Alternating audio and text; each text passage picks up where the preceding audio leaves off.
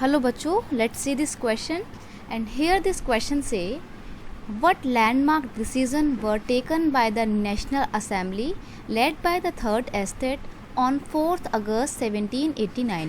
यानी कि क्वेश्चन आपसे पूछ रहा है थर्ड एस्टेट से मिलकर बनी हुई जो नेशनल असेंबली थी उसने 4 अगस्त 1789 को ऐसा कौन सा लैंडमार्क डिसीजन लिया था और उस लैंडमार्क डिसीजन का क्या रिजल्ट था, ये आपसे पूछा गया है।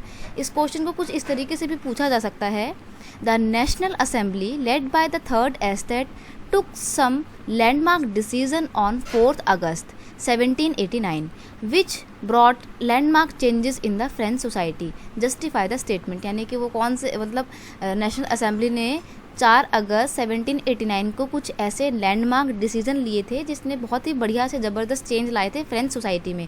तो जस्टिफाई करो इस स्टेटमेंट को, ठीक है। तो आंसर देखते हैं, काफ़ी इंपॉर्टेंट क्वेश्चन है और सच में बहुत लैंडमार्क डिसीजन नेशनल असेंबली ने 4 अगस्त को लिया था। अब वो डिसीजन क्या था तो वो देखते हैं।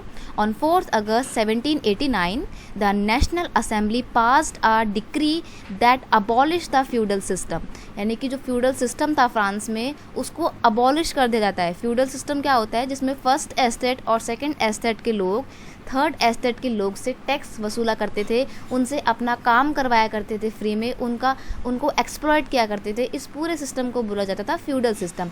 और 4 अगस्त 1789 को नेशनल असेंबली ने, जो कि थर्ड एस्टेट के लोगों से मिलकर बनी थी, उसने इस फ्यूडल सिस्टम को अबॉलिश कर दिया था, ठीक है। और जो भी टैक्सेस फर्स्ट और सेकंड एस्टेट लिया करते थे उनको भी हटा दिया था, ठीक है। Member of the first estate, जिनको क्लर्जी बोला जाता था, क्लर्जी मतलब पूरा चर्च डिपार्टमेंट जिसमें पोप पादरी वगैरह आते थे, ये सब फर्स्ट एस्टेट का पार्ट थे, ठीक है। तो फर्स्ट एस्टेट के लोग जो थे उनको फोर्स किया गया कि वो अपनी प्रिविलेजेस को, यानी कि बाय बर्थ जो उनको स्पेशल राइट मिले हुए हैं उनको छोड़ दें, ठीक है। और जो टाइथ था, टाइथ एक ऐसा टैक्स था जो चर्च इम्पोज करता था थर्ड एस्टेट पे, ठीक है। और ये कितना होता था, एग्रीकल्चरल प्रोडक्शन का 1/10 हुआ करता था। तो ये टैक्स कौन लेता था, चर्च लेता था। अब चर्च को ये टैक्स लेने से मना कर दिया गया।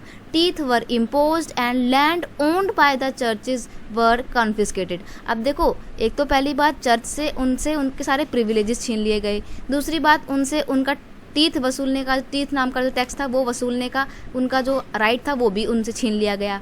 प्लस चर्च के पास जो पूरी ज़मीन थी ना, वो ज़मीन भी कॉन्फिस्केट कर ली गई। कॉन्फिस्केट का मतलब होता है कब्जा करना, ठीक है। तो वो सारी ज़मीन जो है वो गवर्नमेंट ने अपने कब्जे में ले ली। किसने, गवर्नमेंट किसकी थी, नेशनल असेंबली की उस टाइम पे।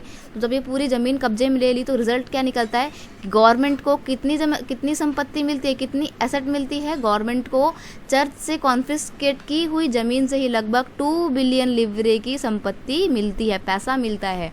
तो बहुत सारा पैसा भी मिलता है और सोसाइटी में एक इक्वलिटी इस्टेब्लिश करने के लिए एक कदम और आगे फ्रेंच सोसाइटी बढ़ती है। तो ये सच में एक बहुत ही लैंडमार्क डिसीजन था। हम इस स्टेटमेंट को बिल्कुल जस्टिफाई कर सकते हैं कि ये बिल्कुल सही स्टेटमेंट है कि जो डिसीजन लिया था वो सच में लैंडमार्क डिसीजन था और बहुत ही बढ़िया ज़बरदस्त इससे चेंजेस जो है लाए गए थे।